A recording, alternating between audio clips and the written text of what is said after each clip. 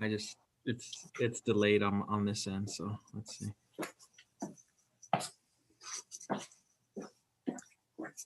So we're gonna do all those questions one by one, each leader. Whoever has some insights. Yeah, did you hear me? I see the countdown still, and it's still showing building for life.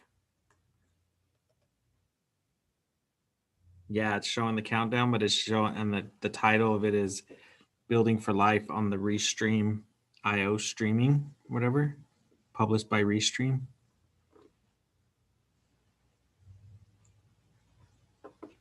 Bogey needs to be led into the meeting.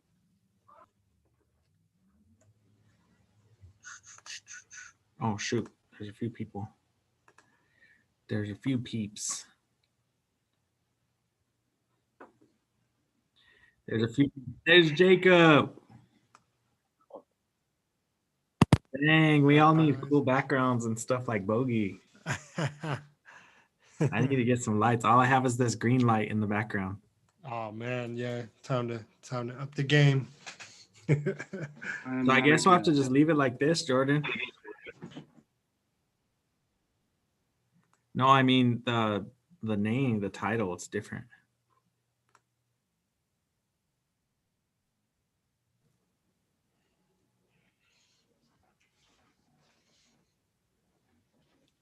Maybe Jerry needs to log out and log back in.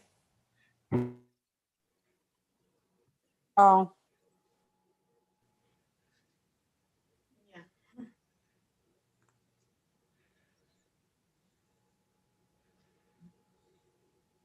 Yeah, let me try this. Try something real quick. I'm restarting. Okay, going back to the pages. Did you share it on the Facebook?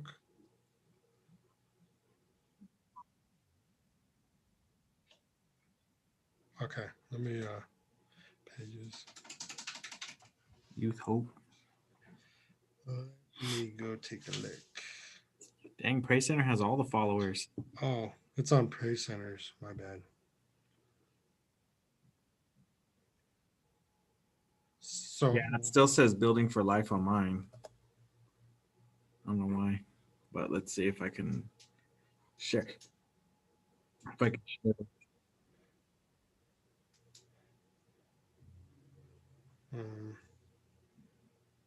Posts.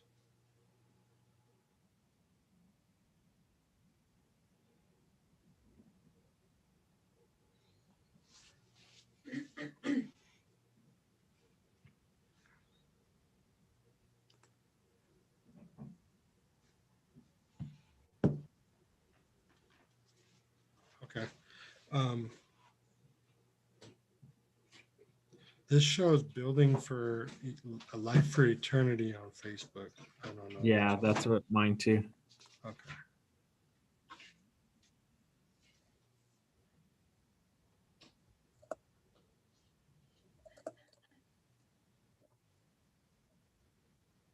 Oh, okay.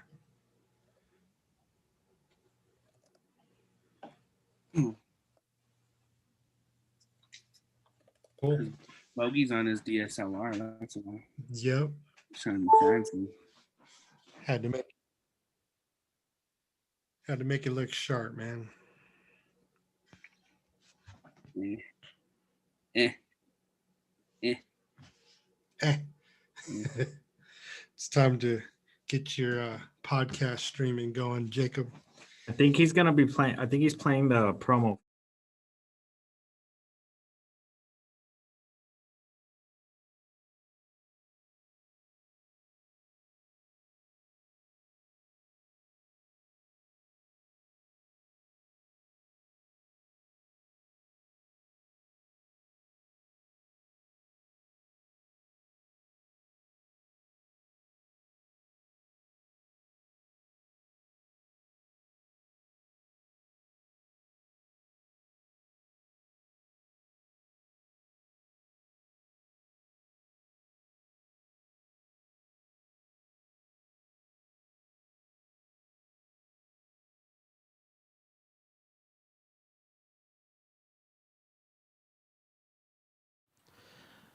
All right, welcome, ladies and gentlemen, to another Rise stream. Here we have some of our leaders here again. I think this is nice. We're going to keep continuing on with this podcast. I thought I thought we had a nice time last week. I thought it was a lot of fun. We had a pretty good discussion happening last week. We're going to continue on with some discussions this week. We have Pastor Jerry Torres on the top left over here. We have Jacob and Danielle on the bottom left. Bogey on the bottom right here, bottom center. Bernadette Torres. We have Bernadette Torres on the bottom right, and we have Bo Perez on the top right. How's everyone doing today? Doing good. All right. Pastor Jerry, let's get this started. What do we got for today? Awesome. So today we thought we would talk about the teenage experience and kind of a reflection back for each one of us as leaders in terms of how we dealt with our teenage experience, all the ups and downs, the craziness, the changes that happened in our life, school, relationships with our parents, faith, all of that kind of stuff. And so we came up with some questions. The first question was, what was your experience as a teenager? And so we'll just kind of popcorn this, kind of bounce around, I'll call on. We'll start out with let's see. We'll start out with Bogey. What was your experience as a teenager, my dude? I mean, I didn't have any complaints. I was fortunate enough to have both parents in the household. Definitely grew up kind of in a poor side of Aurora, off East Colfax. Then kind of moved a couple blocks west. So it was pretty good. I think I had a good set of teenage years. I met one of my closest friends during that time, and he eventually kind of brought me into church, when I was around 16. My parents are always supportive. There's a lot of things I wish I would have done, like sports in high school. Kind of regret that. I feel like that would have been good for me. And I feel like now that I'm older, I'm trying to make up for that. I wouldn't consider myself to have been popular or anything like that in high school. I had a pretty tight-knit circle, just a few people I hung out with and trusted. I wasn't too much into partying and doing that whole thing in high school either, because I had kind of came to know God kind of around my sophomore, junior year. So kind of most of my high school was kind of behind me at that point. It was good, just in general, my teenage years, I was always kind of an advocate for not drinking and doing stuff like that. And fortunately, I stuck to that. So, there's a lot of things that I did right. There's a lot of things I did wrong. Of course, I jumped into serious relationships, and some of our students out there, how that kind of goes. And, it wasn't so good for me. I did learn a lot. Unfortunately, God provides those difficulties in life to kind of give us a lesson to learn, so that, we can teach somebody else our experience, or, things like that. But yeah, no, it was good, man. Like, I really don't, I can't say too many negative things about my experiences as a teenager. I did a lot of dumb stuff, but what teenager doesn't? Recovered from it and, moved on and grew up. Yeah. Thanks for sharing that, Bogey. What was your teenage experience like, Danielle? Let me unmute. So, geez, it's hard to. I spent a lot of my teenage years not making the greatest choices. I grew up in a single parent home, even though my grandparents were helping my mom raise me. She was working all the time. So by the time I was a teenager, she had actually developed an illness called lupus, and I had to become the parent really quickly. So I grew up really fast. But I also my brain wasn't developed. So I was making some really poor choices and decisions on how I was coping with all this stuff, like the fear of losing my mom, not having my father figure in my life consistently. Hey, Danielle, for those who don't know, what is lupus? Lupus is a autoimmune disease where the white blood cells in your body that usually fight off what's bad attacks all your good cells and tissues. So it attacks your body thinking everything in it is foreign. And so it can like make you blind, it can mess with your heart, every aspect of your body it attacks. So my mom actually lost her ability to walk down the block, comb her own hair, bathe herself, feed, braid her hair, do whatever, get dressed. Wow. So I had to do all those things. I had to help take care of her. And that was just our natural tendency. She took care of my grandparents and I took care of her. And then pretty much spent teenage years trying to balance taking care of my mom. She couldn't work anymore. So I had to pick up jobs. I worked several jobs actually. I worked at a dance studio, Safeway. I had my own cleaning business, and I worked for as a personal assistant. So I was doing that on top of going to a college preparatory school, or RUPE, and I had to work in a law firm there, and it was a lot to balance. And I didn't have my dad. I didn't have both parents. So I had my grandpa who was diagnosed with Alzheimer's and dementia when I was about 16 or 17. So the one consistent male role model in my life that was there, aside from my uncle and my Nino, he was losing his memory of all of us, and he just wasn't doing well, and he was the most important person to me aside from my mom. So my teenage years were really rough. I ended up starting to drink, take medications for pain relievers. I was addicted to those because I didn't really know how to cope any other way. When I did get recommended to go to my school therapist, psychologist, I was so afraid of them removing me from my mom that I just pretty much didn't tell her everything. I lied about a lot of stuff. I didn't want to be taken away. And so I know that's a lot of situations now, and why I'm pursuing now a career in psychology, because I know how important therapy is, because I didn't have it when I needed it. And I actually was really destructive on my own life from the ages of 15 to about 17, 18. Wow. Let's jump over to Bo. What was your teenage experience like? Thanks for sharing, Danielle.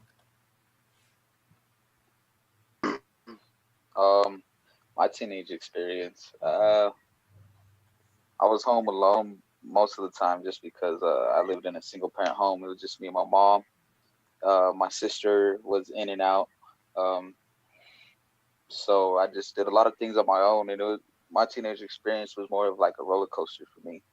Um, just a lot of trauma dealt with, so I would deal with that in different ways, and probably not the healthiest ways. And I would just since I was home by myself most of the time, wouldn't stay home. I would just run run amok with other friends, or people that aren't in my life now. But I would just kind of do whatever whatever the moment brought to me. And then later on, toward the like the latter of my teenage years, I was being more responsible, so taking things into my own hands, learning how to do things on my own. Got my own car, got my own job. Nobody had to push me. I did it on my own because that's what I had to do. I had to learn to do that because I didn't have pops around to teach me none of that stuff. I didn't, my mom did the best that she could. I was blessed enough to have her in my life so she could support me with the house. And, even though we didn't get along that much, and we had our arguments and our issues, but she did the best she could. And so for me and my mom, it was definitely hard. There was times where she was like, you better eat at school, breakfast and lunch, because if you come home, we ain't gonna have nothing to eat. So I was like, all right, I better go to breakfast and go to. That's why I would go to school earliest to eat. Um, but yeah, A lot of I people don't realize that a lot of kids that we work with, especially, kind of deal with that.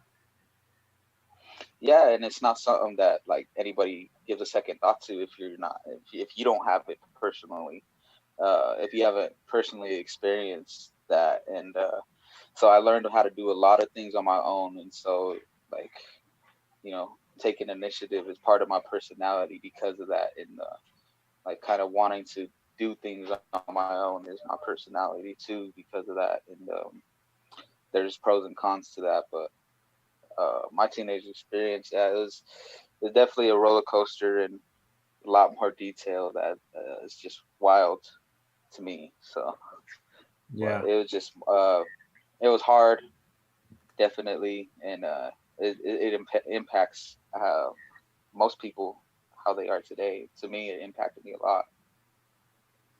Yeah. Thanks for sharing, bro. I got another question here. What were some of the challenges you faced as a teenager? Let's jump down to Bernadette. What were some of the challenges you faced as a teenager?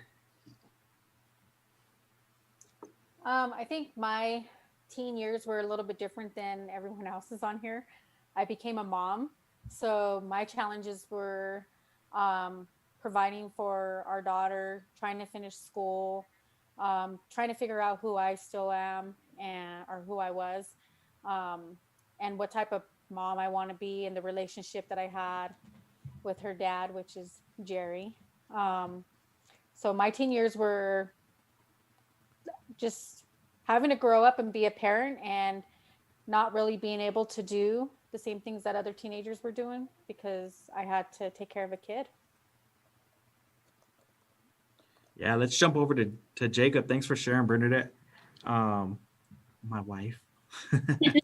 So cute. Jacob, what were some of the challenges you faced as a teenager? Yeah, I faced a lot of challenges when I was a teenager, man. My mom and dad got a divorce right in between the ages of 12 and 13. I was almost 13 at the time. Witnessing my dad, domestic violence on my mom, and then us having to kind of couch surf for a little bit, and then one of our neighbors took us in for a minute while we were able to save up money and get on our feet, and being able to rent out the house across the street from our old house, which kind of sucked too, because it was always just a reminder of like what was and what could have been, and then having a father not in your life. Because my dad, when my mom and dad got a divorce, he decided to move to Pueblo and basically not, communicate like a father should communicate to his kids. Really didn't take the initiative. I know it works both ways, but as a 12-year-old kid, you kind of are wondering like, why doesn't dad call? You know what I mean? So I had to grow up very quiet. I had to grow up very fast. I was 13, 8th grade, had 13 and a half, had to get a work permit, and then by child labor laws, I wasn't able to work. I was only able to work 24 hours. So I worked Friday night and then I worked Saturday night and then I worked Sunday afternoon to make up 24 hours in 1 week, in one weekend. So as soon as I would get done with middle school on a Friday afternoon, I would go straight to El Paraíso. I don't know if anybody's heard of it, but I used to work at this Mexican restaurant, cutting up fruit, bussing tables, and doing what I needed to do because my mom, minimum wage, having two grown boys at the time in 2007 and 2008 wasn't cutting it. Well, no, that was when I was a senior. So even like 1998, 1999, around there when, they were having trouble, my mom was having trouble financially. So my brother and I had to help out a lot. So I really didn't have, I would say, like a teenage experience like, you know, some other, you know, kids would have had. Mine involved a lot of work, school, and then I got involved in some not so good things because I didn't have a father figure. So, and I lived on the north side, right catty corner from the Quig Newton, the Quig projects, right by a Salon Rec Center. So I invested some of my time in areas probably where I shouldn't have invested my time in because I was looking up to some pretty negative people that I probably shouldn't have been hanging around with.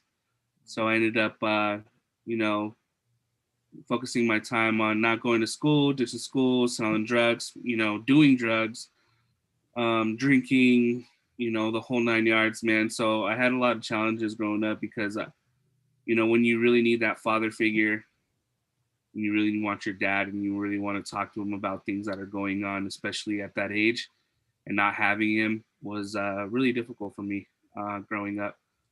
So, yeah, those are some of the The north challenges. side, that you got caught up in that north side life. That north side life, yeah. Bernadette will say You that went, it's probably you not went too. to North High School, so we kind of get that all the time.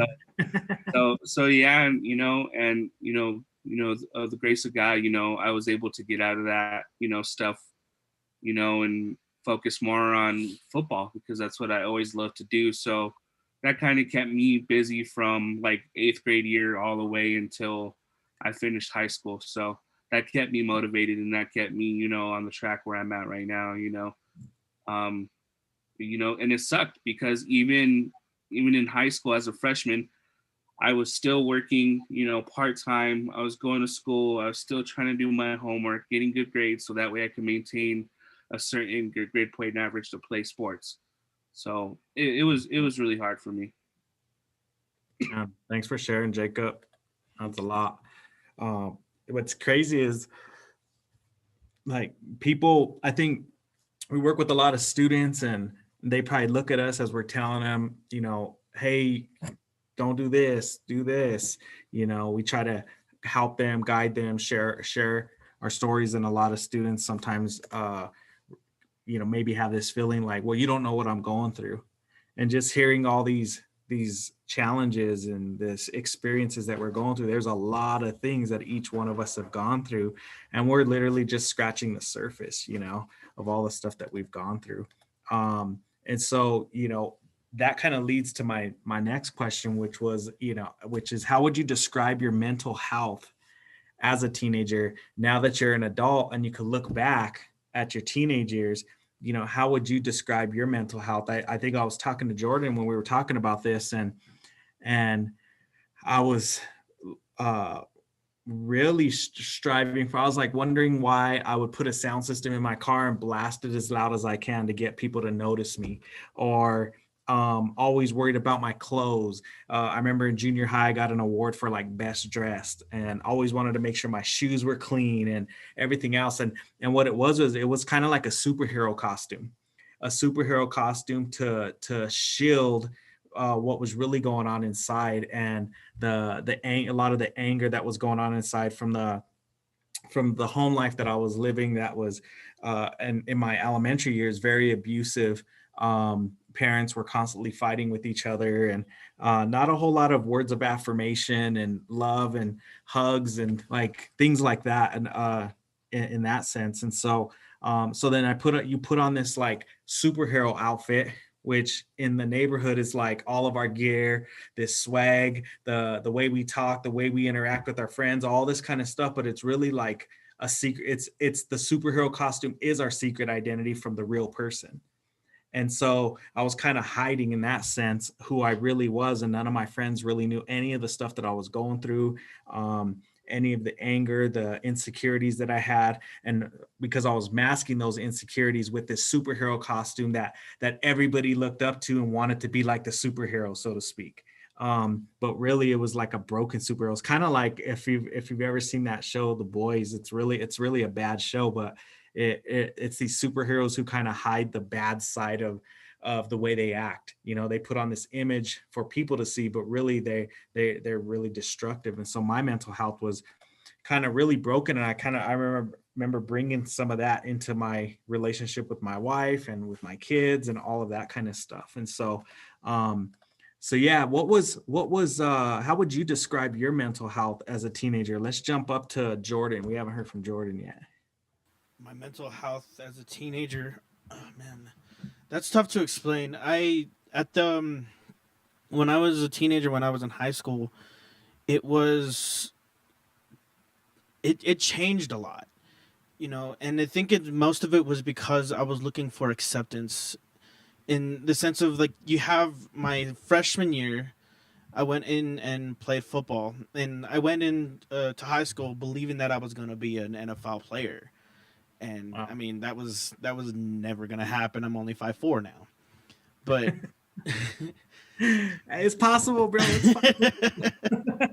but Somerville was only 5'11". only 5'11". Yeah, that's not How much short. tall is the running back though? That's on the Broncos? Philip net? Lindsay. Philip Lindsay's 5'7", 5'6", I think, or See? something like 3 that. inches, bro, So 3 you're saying there's a chance? No, sorry, man. I didn't mean to cut you off. No, but- that's all right, man. That's all right.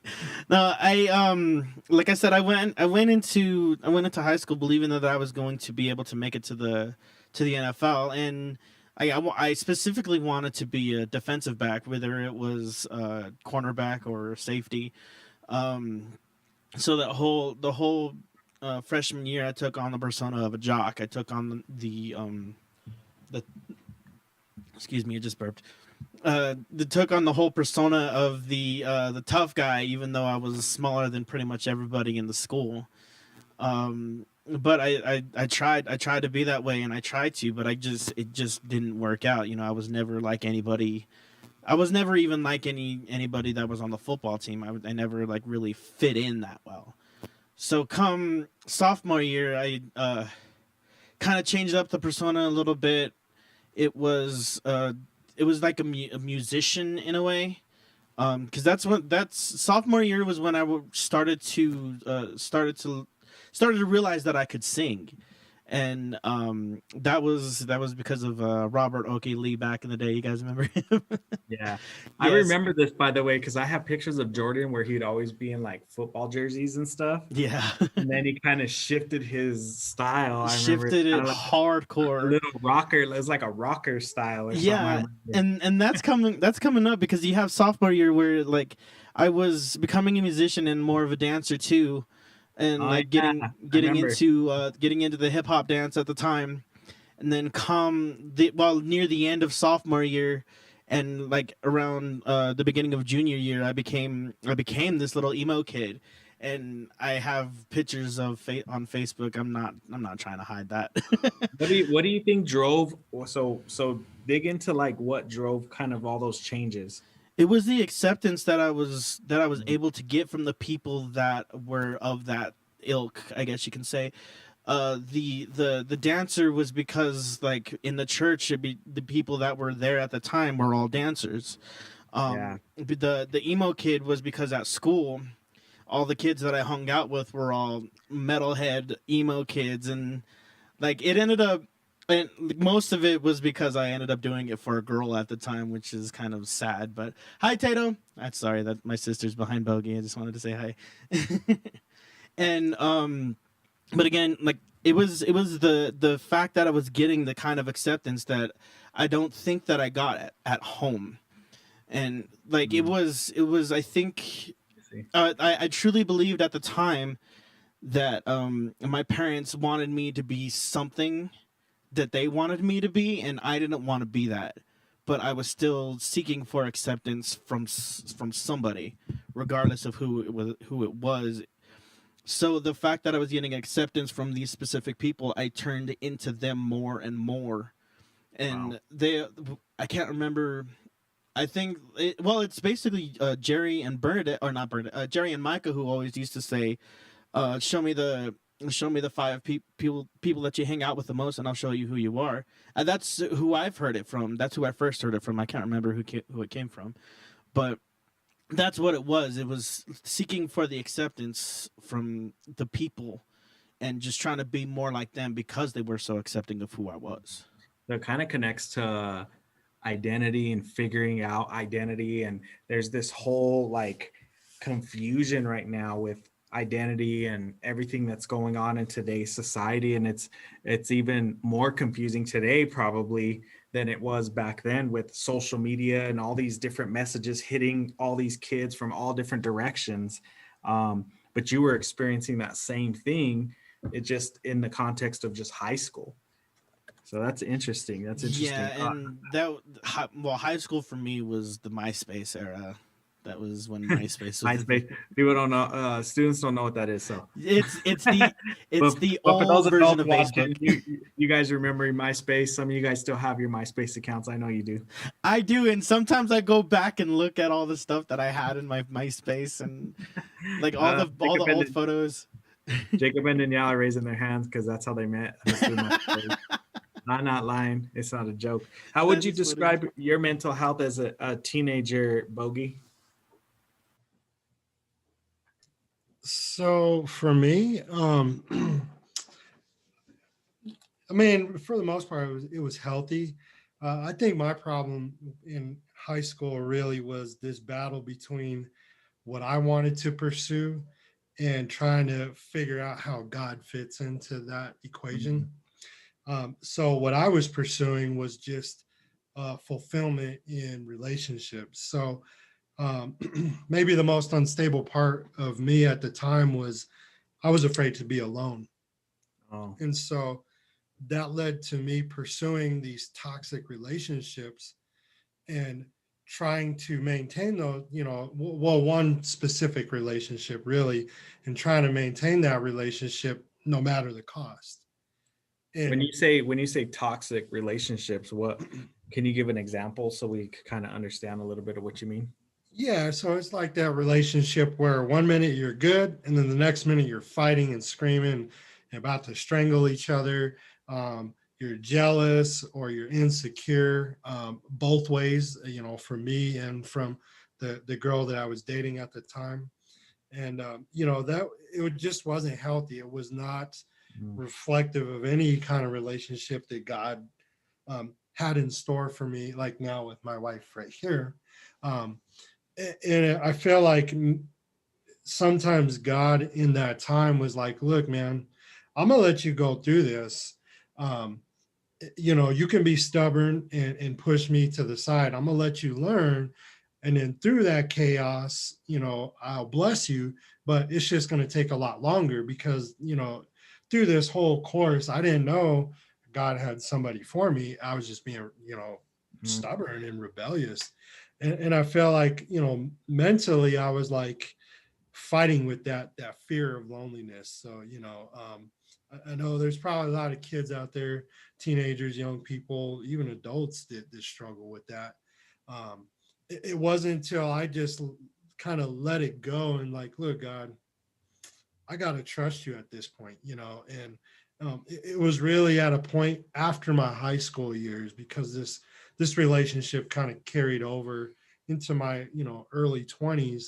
And it wasn't until then that I finally got it. It was like, all right, dude, you need to chill, focus on me, do what you need to do to build this relationship, with God first, and then we'll see what happens. My mental state was okay. It was just a lot of ups and downs, throughout the course of all that stuff that, that I was going through. Yeah, I see, especially with a lot of the issues we've been talking about with each other as leaders in terms of like fatherlessness and broken families and all of that kind of stuff. Like, I'm curious, I don't have the answer to this, but how many parents are so caught up in their issues that they neglect the mental health of their kids, or they affect the mental health of their kids. And there's this picture, this meme that's been on social media, and it's like Spider-Man, and he's blocking this bus that's crashing into this person walking across the street. And it's like me as a parent, protecting my kids' mental health or something, so that my issues don't don't like basically throw up on them. Now I just paraphrased the whole meme, but it's not exactly what the meme says, but it's basically stopping all the junk that you went through as an adult from affecting your kids. And I think a lot of times as teenagers, we don't even think about that at that time, that the things we're doing as teenagers are actually going to have ripple effects that go into our future relationships, potentially, if we're not careful, can bounce onto our kids and all the other stuff if we're not careful. But how would you describe your mental health as a teenager? I'm interested in hearing Bernadette and Rachel, because them two had kids at a young age. And we heard Bernadette mention that some of the challenges she faced was, raising a kid at such a young age. But many don't know, Rachel also had a kid at a young age, like right after high school, right? Yeah. And so I'm just interested in hearing from the both of you, like how would you describe your mental health back then as a teenager? So start with Rachel. Sure, whoever. Yeah, let's start with Rachel. So sorry, she couldn't hear your question. Oh no. So basically talk about her mental health raising kids as a teenage mom. Yeah, because Bernadette and Rachel were the youngest, I think, in our group that had kids at the time. Okay. So, I mean, with my mental health,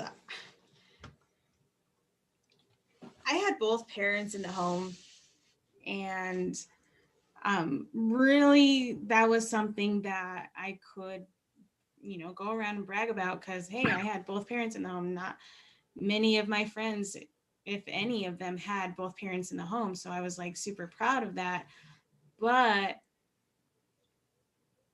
they were also really super busy providing for us, working and all that stuff. So I really didn't have any kind of relationship with my parents or anything like that. So I sought relationships outside of the home to kind of fill any kind of void that I had. Now, later on, after the fact, my mom had always told me, like, you were the one that I never had to worry about. And like, that's I don't know how I took that as a positive kind of gesture, but it doesn't make up for the fact that I because she didn't have to worry about me, doesn't mean that I had any kind of relationship to feel for a mom or for a dad or anything like that. Did you feel like Jordan understands, like, both of our parents were I don't super think she can busy. hear us. Can you hear us now, Tato? Yeah. Oh, so did you feel like even though she said that, maybe inside you're like, well, I do need some people or somebody, but you were just handling business, doing what you had to do? Yeah, that's basic.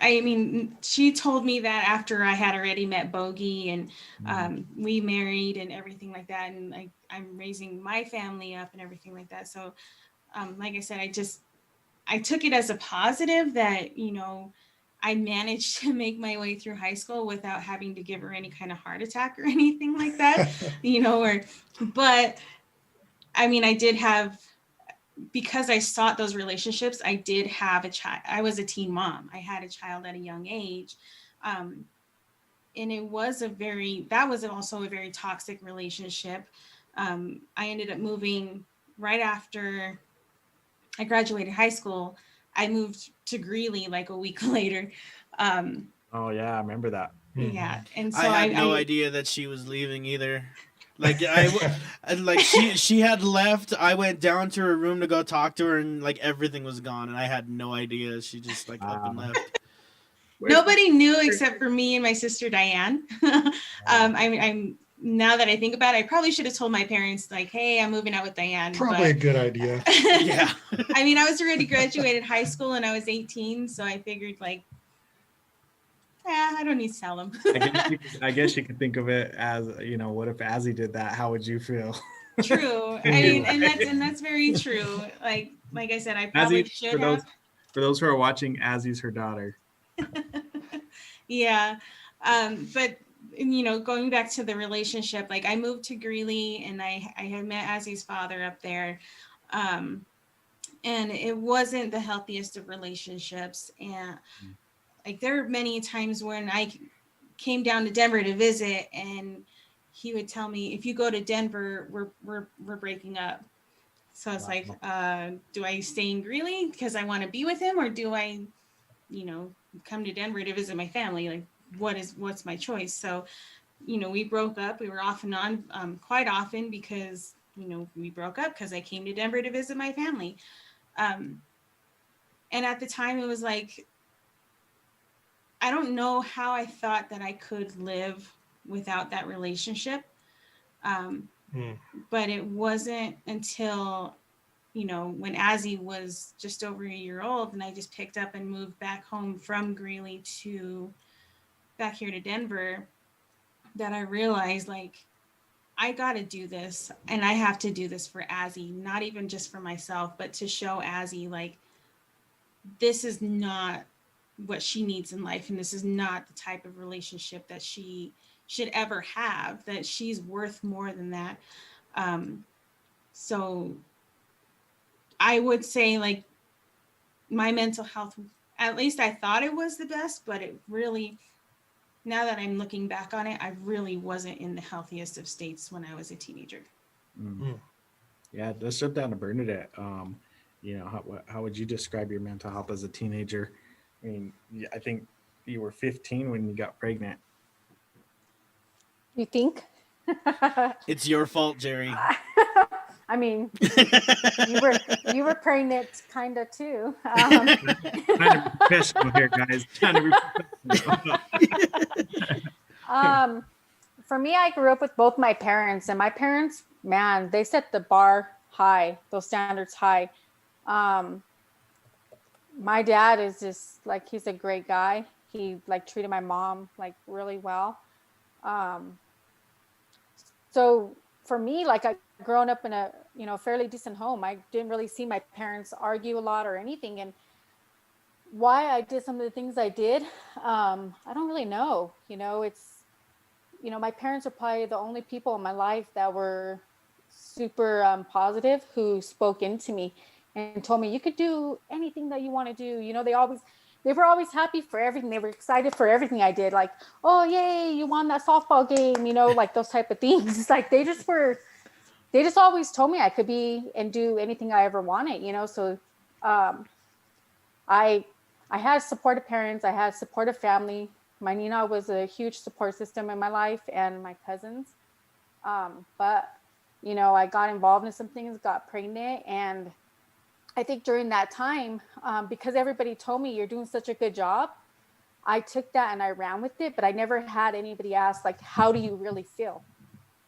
Like, what are you really going through? Like, what can we do to support you? Everybody just kept saying, man, you're a good mom, because I just did what I knew. Like, I knew my mom, like, she cooked, she cleaned, she took care of her house. So that's what I did. I cooked, I cleaned, I took care of our kids, and did everything that I watched growing up. But I never really had anybody sit there and ask. So I think what I did is I kind of like suppressed that and just kept moving forward without ever addressing what I was really feeling. And so as I started getting older, when people started telling me things that I couldn't do, or they accused me of being something that I know I don't want to be, that's when the anger started to come out, because people were trying to tell me how I am when I know who I really am, and then not having anybody to really be able to talk to about that. Like I said, my parents and stuff were supportive, but they're still, like, as a teenager and as a young mom, my parents weren't young parents. They waited till they got married to have kids. So they kind of didn't really know what I was going through or how to meet me on that level. And I don't blame for that at all, because I mean, how would they know? They didn't experience the same thing that I experienced. And so not really having anybody there. And then just a lot of, like, mine and Jerry's relationship was not super healthy. My relationship with his family was not healthy. I really had nobody, to be honest. Like, so my mental health was just stuffing it and just, you know what, I'm going to prove all of you wrong. And you could sit here and you could tell me all this negative stuff, but I'm going to do better. and I'm going to be better, and I'm going to be a good mom, and I'm going to take care of my house, and I'm going to learn how to cook really good, which I did know how at the time already. But like, just like knowing like I have to do better because I want better for my kid at the time. And just that went into like my 20s of never addressing my true feelings on how it felt like to be a mom. So my mental health probably was not very stable. Nobody just knew. I was able to put that mask on and be strong in front of everyone and just walk around like I got it. I can handle it all. Well, yeah, and I lived that. I saw it. I mean, there were times that I was 18, 19 years old working at night, and she would bring a plate of food to me, and she's 17 years old, drive, all the way down to Cherry Creek from Colfax and Sheridan. What 17-year-old does that now? I mean, we talk to a lot of our students, female students now, and they don't even know how to cook, like macaroni and cheese. Hey, don't dish on the mac and cheese, bro. How about that ramen, boy? It was a fresh cooked meal. That's my dish, bro. Yeah, but it was a fresh cooked meal, not on a paper plate, on a glass plate with the real fork and spoon, nothing plastic. I would take it all fresh and keep it hot. I didn't even cook mac and cheese. It was probably enchiladas and rice.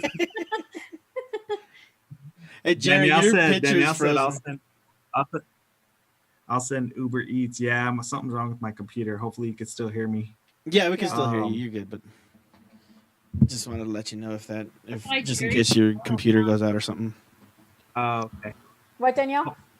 I said that's why Jerry's spoiled now, and anytime we eat over there, he's the only one with a real plate and a real fork. Yep. I'm pretty spoiled. It's pretty bad. I'm like, I don't need paper plates, But that you were kind of mentioning a few of these things, Bernadette. How did you cope, good or bad, with mental health issues as a teenager? Let's jump over to Bo, and I'm gonna try to reset this and jump back in. But Bo, how did you cope, good or bad? Sheesh. Well, we were talking about mental health. I was like, as a teenager, I was like, what is that? That was a term. That's a term I wouldn't have even been familiar with.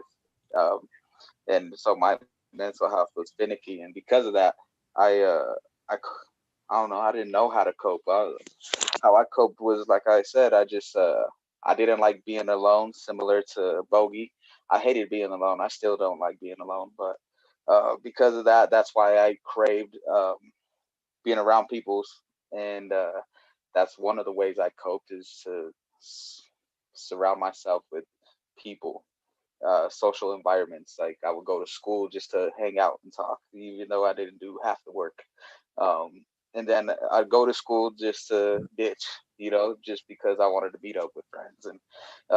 And so doing that stuff, a lot of coping was like, Bernadette touched on this a lot, but she was talking about like stuffing things in. And that's something that I definitely learned, because at my house, I learned how to I internalized voicing your opinions and how you feel, all that stuff. Like, don't do that. And so like I learned how to stuff things in, and that's how I coped with my feelings. Was just not speak on them, because if I spoke on them, then it would cause more conflict. It would cause more of a headache for me. And so I'm sure that definitely played into my mental state. And then so I continued to just do things that would take my mind off of that.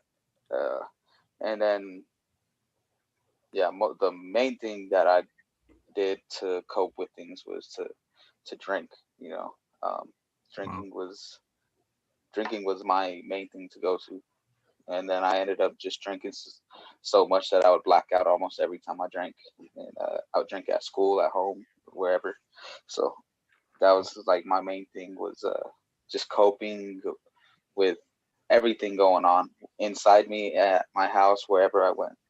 So I think that's why I just started drinking so much, because it allowed me to escape and to become this person that I thought that I wanted to be, or like it's like as if it amplified who I wanted to be. And so it really, I think drinking pushed me to voice myself even more, even though it came out slurred, it came out, you know. So that was like only way that I knew how to, because that's what was shown to me. I was like a product of my environment. I mean, still am. Yeah. It's just the environment you put yourself around or that you were in, you know. You said that, it made me think of The Mask. How when he puts that mask on, it amplifies who his character already is. Yeah, yeah, exactly. It's interesting because there's a lot of we work in the schools and we see it's so much easier to hide kind of the the things that kids would use to mask some of those things, like edibles now and pills and all these different things that they're just passing around. And we catch, ever since they legalized marijuana, I mean, we were talking to the police officers, it's amplified the issue within school among teenagers. What nobody's talking about are the highest rate of suicide ever among teenagers in history. They've had more kids enrolled in drug addiction classes for marijuana, especially than ever before. And so nobody's really talking about these consequences or the effects of legalizing weed and kind of numbing these issues that are taking place in our teenagers, because we're thinking, oh, well, that's for the adults, but they don't realize the effects that this would have on our kids, and the how easy it is, for kids to actually get access to these things now, how much now that it's legalized. Similar to, the argument against, some people argue against how easy it is to get guns when guns are legal. It's the same concept for drugs and other things that makes it a lot easier for kids to get access to those things. I mean, I remember that's the first time I ever got high was we were at my uncle's house and we saw his plant and we went and just grabbed some buds off the plant, because we were hanging out at their house.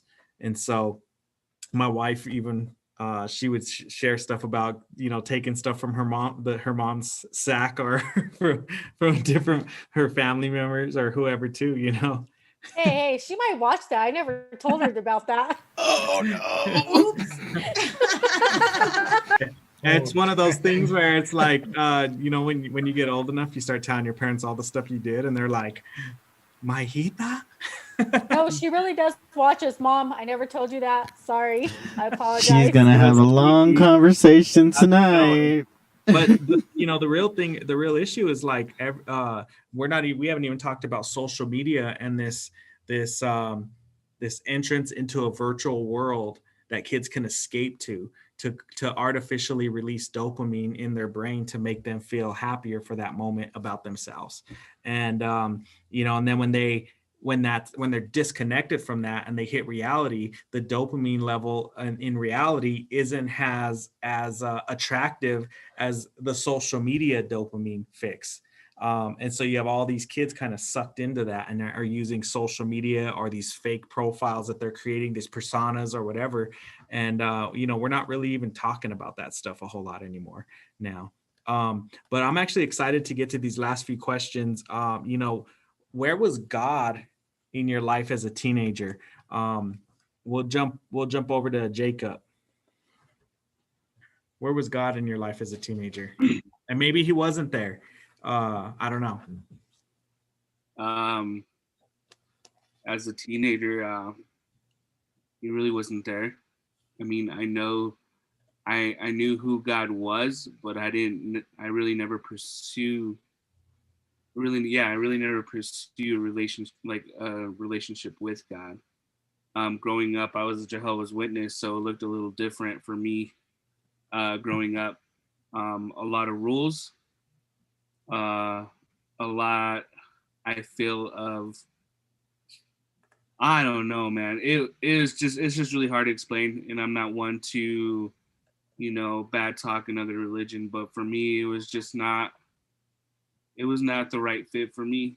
I feel like me growing up and you know, doing what I needed to do because that's what my parents wanted me to do. And, you know, trying to have that really, they tried to instill God in me. But I just, you know, as soon as my mom and dad got, like I said, got a divorce, I just really didn't have that relationship with God until about I turned 18 or 19 is when I started focusing more on my relationship with Christ, only because I had a friend who was on me all the time. I felt like he was always asking me to go on Sundays, and this is when at the time where I was couch surfing because I ended up my lease with one of my roommates, and never again will have a roommate.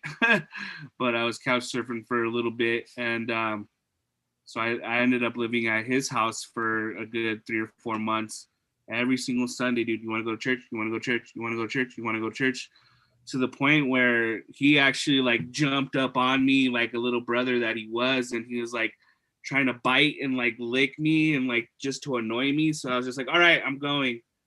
And then that's how I started my this friend. his name is Joel Valdez. He actually he passed away not about 3 or 4 months after that. Oh wow. He was helping his dad. He was helping his dad move to Texas, and he was a Marine, so he was gonna go out there anyway. And he was just driving way too much. I think it was within his 16th hour, Wow. and he merged onto oncoming traffic and went head on with the semi truck. Wow. So yeah, so I mean, if it wasn't for him, man, and the way he was, you know, just consistent and showing that love and, you know, being available, faithful, available, and teachable, right? You know, being that person just to constantly be like, yo, dude, there's a God, you know, God loves you and all that stuff. And I actually went, that was the service I took Danielle to. I'm like, hey, my friend's asking me to go to church. Let's go. And then my wife and I were just there like, like crying. And, you know, we were all in our feelings and stuff like that. We felt, was just really different because yeah, the traditional religions we had, Catholic, Jehovah's Witness. Wow, and then you guys end up at a Christian church. Yep. Yeah. You know what's a trip is I'm kind of blown away right now because you literally had this dude come and talk to you about faith and keep inviting you and not give up on you. And then 3 months later, 4 months later, like pass away.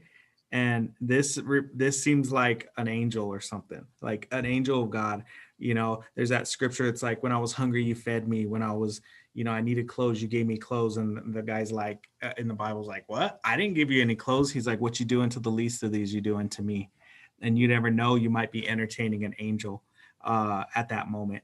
And so, man, that could have been just God. That was, I believe, God. Like, think about then, you never could have imagined you would be where you're at now. Yeah, without this journey for you, bro. Yeah, without that little push, man, I don't know. Yeah, exactly. I probably wouldn't have known where I would have been right now. That's awesome, dude. That kind of leads into the next question. So I'm gonna ask both of these questions. Where was God in your life as a teenager, and when did you know God and surrender to God? Let's jump up to Bogey and Rachel, because they actually came up through high school ministry, youth ministry as teenagers. And there's the little Azzy that she was talking about earlier. Hi, Azzy. She's in Youth Hope right now. Yep, she's a teenager. Yeah, I mean, for me, my journey with God kind of started really seriously when I was a junior. And this was when Praise Center Church was actually in a different location. It was over there off of, what was it, Lincoln?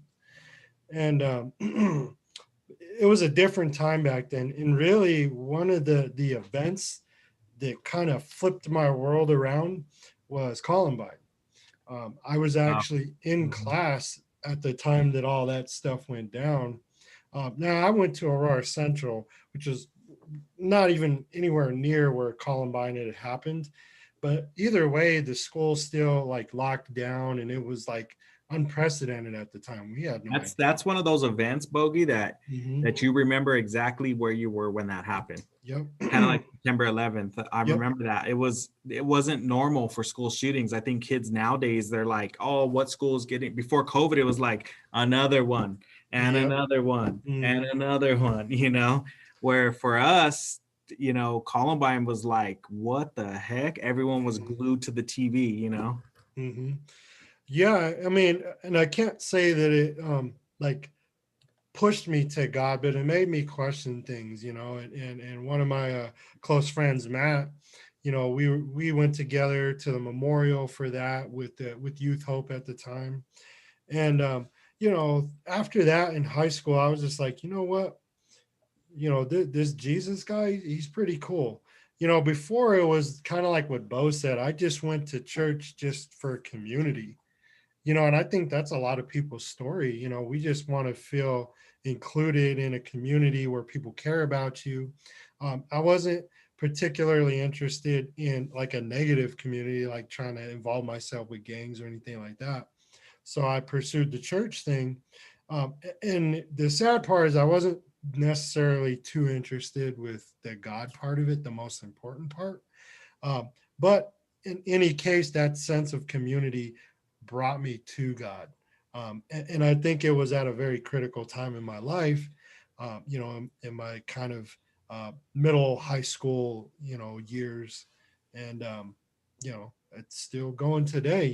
God brought me through quite a bit and blessed me with an awesome family here. Go ahead, babe. Put you on the spot. No, kind of. Just real quick, guys. I'm sorry. I just want to give a shout out to Fernando over on YouTube. She's over here. She's a good friend of all of ours at the Praise Center. We haven't seen her for a while. I want to say we all miss her up in the sound booth. Hey, So what's up, Fernanda? Fernanda? Sorry, guys. Go ahead. So for me, God, I grew up in Praise Center. Like, I've only went to one other church in my entire life, and that was when I lived in Greeley. But for as long as I can remember, God was always there. Now, was I actively pursuing him in a relationship? No, not like I should have. But and I could honestly say, like, I was just going through the motions a lot of the times, going to church and praying and attending Acquire the Fire, Dare to Share, and all those. And I am so thankful that, I did go through the motions and stuff, because that, in a way, like, stuck with me to teach me and show me, like, okay, this is what you need to do to actively pursue a relationship with God. So God was always there. But I was like I said, I didn't actively pursue a relationship with him. Yeah, and think about how many kids that kind of grow up in church are probably going through that and need to hear some of that perspective and know that there's people who've gone through that, who've been in that feeling, feeling like, man, I'm kind of disconnected. But in the end, like, God has you on this journey that you could then encourage these students who've kind of grown up in church and kind of go through that roller coaster journey, so to speak, and say, look, in the end, look at where I came out. Look at my family. It's not a perfect journey, but look at where he's brought us. I think about the disciples and the ups and downs they had with Jesus, and the men of God and women of God in the Bible, and the ups and downs. We were watching a video on David, who the Bible said was a man after God's own heart, yet went through ups and downs, and got with his general's wife and did all this crazy stuff. Like, nobody was perfect, but yet God never left you or forsook you, like the scripture says, which is pretty cool. Thanks for sharing, guys. What about, let's jump over to Jordan. Where was God in your life as a teenager? When did you know God and eventually surrender? So I grew up in the church. It was kind of it felt like I was held to a high standard, because not only was my family in the church, but the pastor and his wife were my aunt and uncle, you know. So like it was kind of like held to a higher standard, but it was and I went through the motions mostly, like especially throughout high school. It was I wanted to be like all about God. I wanted to be in that relationship, but I just didn't feel it at the time, and I felt like if I don't feel it, then something's wrong here. But that's not how it's supposed to go. Um, but it wasn't until I want to say maybe even like my senior year that I really like started to figure like what it really means to be in a relationship with God, and a lot of it came with being a part of the youth group. You know, when we were upstairs in what is now the Kingdom Kids room.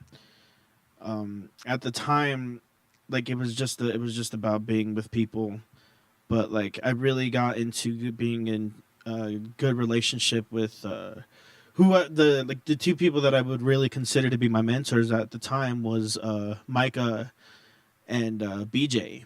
At the time, like BJ was like officially my mentor, but I spent a lot of my time with Micah. Huh? I miss BJ. I know, I miss him too. I went to his funeral last year. You know, Yeah. Rest in peace, BJ. rest in peace, BJ.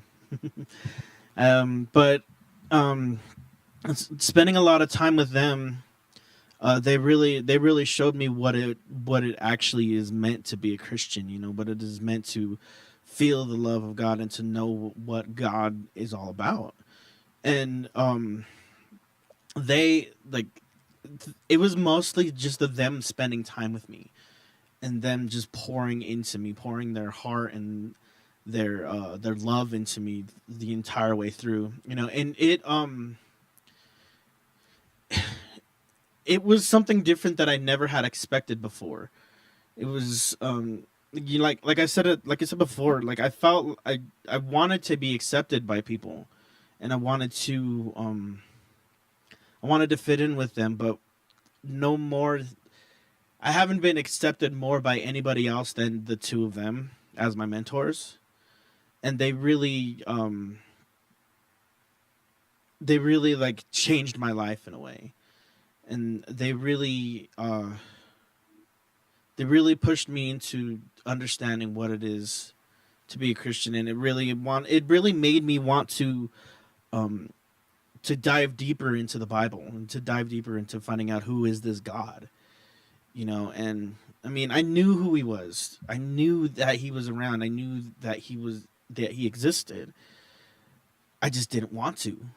Yeah, there's always that tension and that stress of like surrendering our lives and having control of our own life and giving up control. Exactly. And man, I don't know. I'm happy, and I cannot be more happy that I have them two people in my life for sure. But even from then, it's been more and more people in my life that have come around, that have been able to show me what it is to be a Christian, you know. You have, and it was being surrounded by the people the same way that I was surrounded by the people in high school.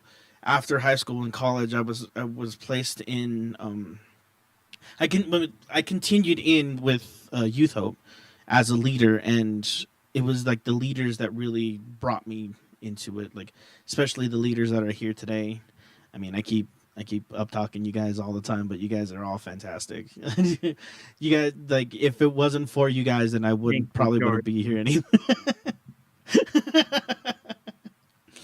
But it's like what's crazy is I want to give Jordan props because like a few months back he just started coming to the office, and he's like, I just need to serve. I need to tighten up this relationship with God. I need to serve. We were kind of talking about this a few months back. It was last August that I started coming to the office, volunteering. So it's been a while. It's been over a year, yeah, and it's been a wonderful journey. Dude, like there's things that I've done at the office that I had no idea that I would be able to figure out and learn how to do so quickly, especially Like like with the installing a giant sound system and hanging from the attic. yes. He's the one that's like been consistently setting all this stuff up for us, doing these podcasts, all of this kind of stuff, and we're trying to figure this stuff out so we can grow this and include students in it and everything. And so he's kind of on the back end, just doing research and just been super consistent, not just with us in youth ministry, but with the church as a whole, and all the streaming stuff that's been going on, sound stuff, everything. So man, you've been awesome, bro. Thank you. And it's been about 5 years that I've been up in the sound booth with all the media, and like ever since then it's been great. But like that I would say that is where it truly started to really sink in. Around that time, because like that's about around the time that I knew that I wanted to do more in the church. I knew I wanted to have more responsibility in the church and more um just wanted to be a part of the church more, and now like basically my entire life is within the church, and I could not be more happy. I could not be more happy doing all this work for everyone. Yeah, that's awesome. Thanks for sharing that, Jordan. My Absolutely. story, my experience with God was a little bit different. Like we, I remember just being in elementary and middle school and kind of doing my confirmation and Holy Communion, and that was pretty much it. Like I never really felt this tension of like totally surrendering my life to God or reading my word, my Bible, or any of that kind of stuff. And it wasn't until I was about 15 my parents decided, like they were probably on the verge of a divorce. It was messed up, and they just decided, like, you know what, we're done partying, drinking, living this crazy life, keeping up with the Joneses, all of this stuff. And they just decided to go to church one day when I was 15. And I was like, what the heck is this? You know? And so they went to church on Sunday. And then I was telling Jordan yesterday, they decided to go to church another day of the week. And I'm like, what? There's church 2 days a week? And so I was kind of like a biblical or church illiterate, like didn't really know a whole lot about church or anything. And so when I came to church, it was really weird to me. It was, why are they talking like that? Why do they keep saying, amen, brother, God bless you, hallelujah, all that kind of stuff? And I was like, what are they talking? Why do they sound like that? It sounded so corny to me, because they kept saying awesome. That's so awesome. That's so awesome. And I'm like, I never heard that word before. Uh, and so I just thought it was like, if I'm being honest, I thought it was like a white thing. And it was like very cheesy to me. And I'm like, this isn't the way people in my neighborhood or family act or talk with each other.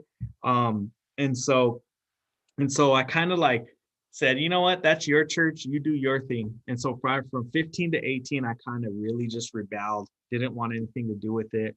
But I remember 3 times between 15 to 18 that I remember, after being kicked out of school, getting my wife pregnant, fighting with my parents all the time. Like all that took a toll on my mental health and struggling, where there were 3 times that I really did want to change my life, because I did want to be successful. I did want to raise my child well. I did want to have a good relationship with my wife, but I didn't really have any adults that just my experience with church and youth ministry was, I felt like the kid that they didn't want around all their other kids. And I felt like the kid that I remember being accused of being high when I wasn't. I remember being accused of doing things in the church I didn't do. And so it pushed me more away from the church than it actually brought me in. But there was one guy, Sean Martinez, who I remember invited me to like a weekend overnighter with a bunch of other guys. And we just like messed around, played games, and he like encouraged us in the Lord. And to this day, he's the only adult from that time, after going through about 4 or 5 youth pastors at that time. He's the only one that I still talk to, because of that personal connection and that relationship that he showed me. And so I believe it was because of that, because my parents stood faithful in the church, that by the time I turned 18 and I was just done, like trying to do things my own way, so much had been instilled in me that the night I gave my life to the Lord, I was literally just by myself and made that decision and that choice on my own because I was sick of the way I was living. And it's almost like you got to be sick and tired of being sick and tired and get to that point and just say, you know what, I'm done. But man, I wish I could have got some of those teen years back. I know I needed to go through what I needed to go through to get to where I am today. But if I could have I really wish I would have been serving the Lord in high school, because there's so many opportunities that I feel like I sacrificed or I messed up in, or just all this different pain and struggles and things that I wouldn't have had to go through, if I didn't, if I would have served and leaned into God as a teenager. And so that was kind of my experience. I think we should probably end with Bo. Hang on, real quick. We had Jacob in a mic drop moment, and he dropped his phone to represent a mic drop. And Jerry, can we sing a little song? Sing a little song. Oh yeah. I don't sing, so I don't know. Oh, Jacob. settle up, Bo. That sounds like you, Jacob. It was Bo's birthday today. I just had or not today. I had a Bo's Yeah, birthday was it's Bo's yesterday, the birthday. 18th. Yesterday. So that's why it's actually fitting that we're ending with Bo, because it's actually his birthday. Well, birthday. About 45 years old now. Yeah. How many times we It was told actually him yesterday. And he still looks like he's 19. Yeah. He's getting old. He's getting gray hairs in his beard. I see him. Hey guys, it is Bo's birthday, so in the chat, drop some happy birthdays. But Jacob, start us off, bro. Let's sing happy birthday to Bo. Let's close this out with a good happy birthday. Everybody's mic has to be unmuted. Yeah, there we go. Okay, Yeah. it looks like There everybody's we go. See, it feels like it's class. Yay. Y'all. All right. Okay. Ready? 1, 2. Oh, wait. Oh, wait. What are you waiting No, I for? don't know. I was just messing Okay, with all right. Ready? 1, 2, 3.